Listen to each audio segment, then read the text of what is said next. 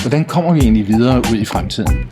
Der tror jeg, det er vigtigt, at vi sætter os sammen med virksomhedens ledelse og hjælper dem med at formulere den strategi, de har, så vi er sikre på, at vi og ledelsen er fuldstændig knivskarpe på, hvordan vi håndterer kick-off. Vi må have ledelsen til at arbejde sammen med medarbejderne, og medarbejderne til at forstå ledelsens hensigt. Men det er også en stor opgave for medarbejderne. Ja. Og hvorfor skulle de så bruge denne her pudsige kombination mellem en skuespiller og en professionel ledelseskonsulent? Jeg tror på, at vi to kan være med til at inspirere medarbejderne til at få det allerbedste frem i sig selv. Jeg kalder det en af de unikke talenter, de måtte besidde. Vi vil kommunikere både intellekt og følelser. Jeg vil godt inspirere folk, jeg vil godt provokere folk, jeg vil godt vitalisere folk. Og nogle gange er et kulturelt chok rigtig godt. Det får folk til at stoppe op og gøre sig nogle overvejelser. Man kan jo sige, at vi visionerer, vitaliserer og visualiserer udfordringerne, sådan så at jeg bliver til vi,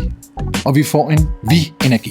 De kommer tilbage den næste dag, de har sovet på det, de har tænkt over det, og de er stadigvæk engagerede, og de er stadigvæk interesserede i at løbe i den retning, som vi har udstukket, som jo er i overensstemmelse med de øverste ledelsesmæssige mål, der er sat.